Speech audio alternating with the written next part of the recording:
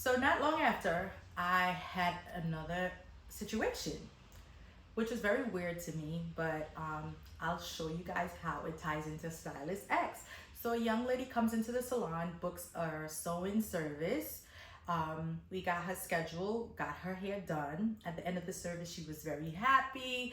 You know, we were both excited because I really put my foot in that sewing. And the way the young lady was so excited, it made me happy because I was like, yes, I did that. Okay. And if I did not mention, one of my strongest services that I do is sewing services. That was my first thing that I learned to do and the first thing I mastered, and I do it well. All right, so client pays me, leaves. Next day I get a phone call. Young lady's on the phone. She's like, hi, I'm just calling. Do you remember that you did my hair? And I'm like, yes, I do remember. What's up? So she's like, well, I'm calling to let you know that something is loose in the back, and I was wondering if you could fix it. So now I'm confused. Like, you know, like how you guys say right now, like I was confused, okay? And I'm like, there's no way. I had like the confidence in myself that there was no way on God's green earth that something was loose in the back of the head on the second day, okay? So, I mean, I approach it as I would anything else. I said, hey, okay, when can you come back so that you could show me? And if there's anything loose, I'll fix it for you. So she was like, I could come next week sometime. We scheduled a date and time, and I was like, all right, no problem. You come on that date. I'll take a look at it. Whatever I need to fix, I'll fix it, and we should be good. All right, she hangs up her phone. My phone rings again. This time, it's a very disrespectful, disgruntled adult on the other line talking about she was the parent of that client that I did, and she was calling to let me know that I'm a bad hairstylist and I don't know how to do hair, and I mess up her daughter's hair, and she's very upset. And I was like, miss, calm down, because I already spoke to your daughter and we have an arrangement for her to come in so that I could take a look at the hair, and whatever needs to be fixed, I will. She was like, fix? What do you mean fix? You're not gonna fix nothing. You're gonna do this whole thing over. And I'm like, well, why would I need to do something over if there's not a need for that? She was like, there's gonna be a need. And she started raising her voice and starting to curse. And I was just like, listen, if you cannot speak to me with respect, I am going to hang up my phone, because we're not doing this on the phone. And I already spoke to your daughter. We're scheduled for Tuesday. She could come in there and I will take care of it. Have a nice day. Hung up my phone. Oh my God. Tuesday could not come fast enough for these people, because I also was like, I want to get through this already. So on Tuesday, I'm in the salon, I'm doing a client, and I literally see the client that I did her sewing across the street from where I was working in my salon, right? And I saw this older lady walking with her. They were crossing the street, obviously walking towards coming into the salon, and that lady looked angry. And I mean, from across the street, I could tell like she was upset, okay? So they walked into the salon and I'm like, hi, how are you? And give me a second, let me just wrap up what I was doing. The mother did not want to hear it, okay?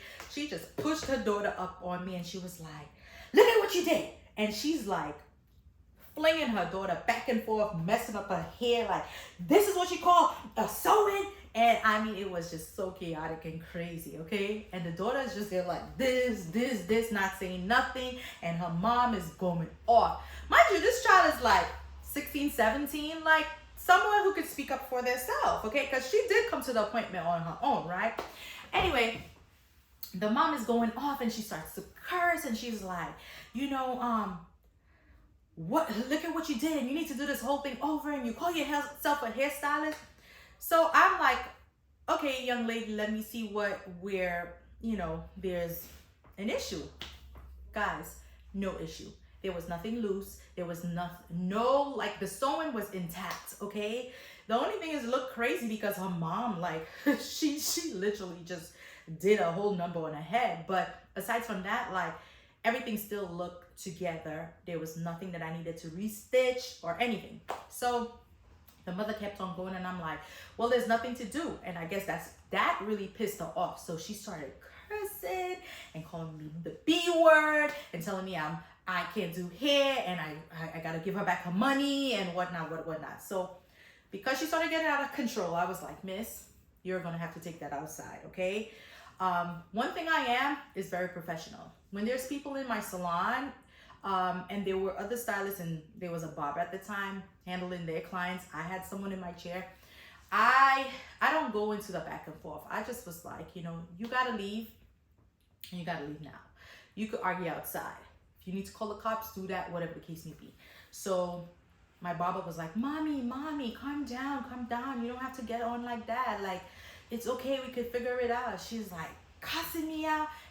So I said, Miss, you gotta leave, you gotta go outside. So she went outside, and she's in front of my store pointing and cursing and calling me names and just making a mockery in front of the salon. I really believe this lady's intention was just to embarrass me, but I was highly confused still because there was nothing wrong with the style. And on top of that, like, why are you just randomly cursing me out and trying to embarrass me? Like, it was a big puzzle to me. Well, a few weeks later, I ran into the daughter while walking to work one day, and I was like, what happened? So let's say her name is Jane. I'm like, Jane, like, what happened? Like, you came, there was nothing wrong. What was all of that about? And she said to me, okay, Stylist X and her mom are good friends, and Stylist X somehow convinced her mom to send her to me to get her hair done so that the mom could come embarrass me. Can you believe it? Like, the extreme measures that you would take to just try to discredit me, to make me look crazy, to make me look unprofessional, to make me look, I don't know what was I just didn't get it. So I'm like, why would your mom even agree to something like that? And she's like, I don't know, blah blah blah. But you know what, like attracts like, and I guess there were two drama people of the same, so I had that encounter. But I was grateful to find out that both of these situations were set up by Stylist X.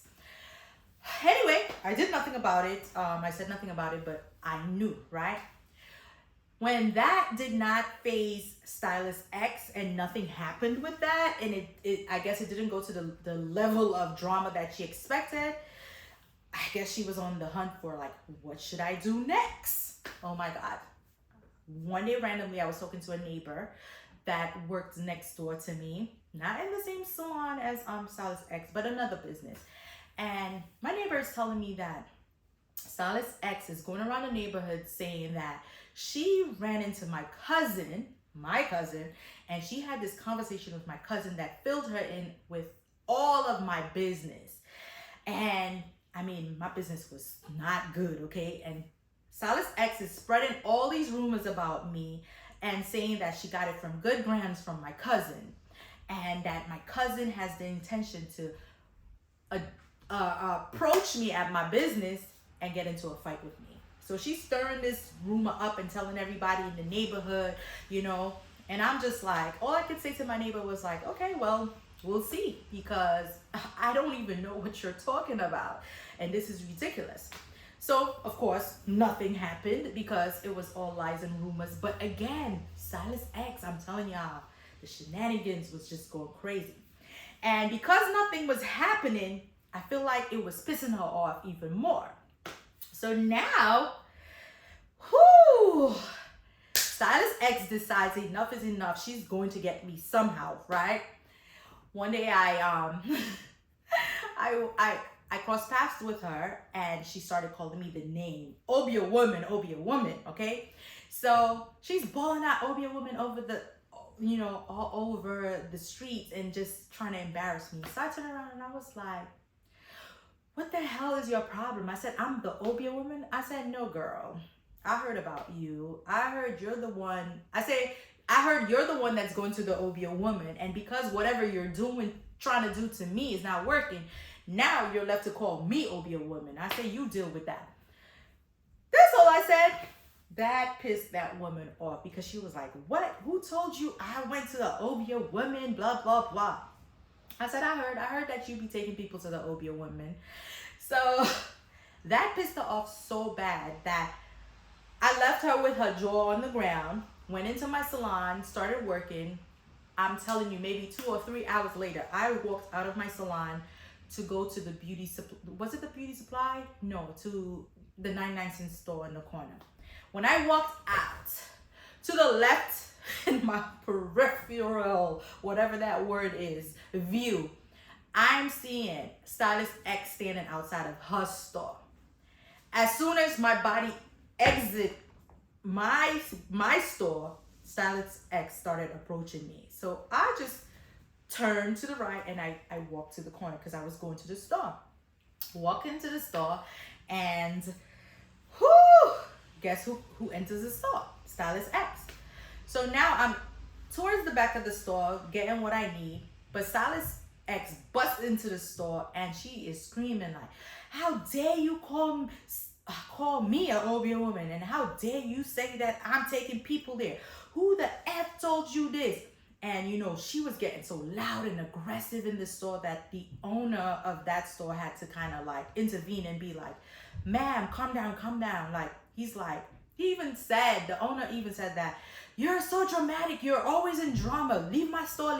So by him saying, leave my store, she was trying to, like, literally, it looked like she was trying to attack me. In my mind, I was standing next to some, y'all ever heard of the Carnation can of milks? I was standing right next to that. I was on the phone with someone and I was just like trying to be calm and collective and focused because I was like, oh my God, something's about to go down. So I put my hand on the can of Carnation milk and I stood there and I was just paying attention and watching her go off and looking like, listen, she's about to pop off. Like, and Stylist X just decided to charge towards me, and you would not believe what happened.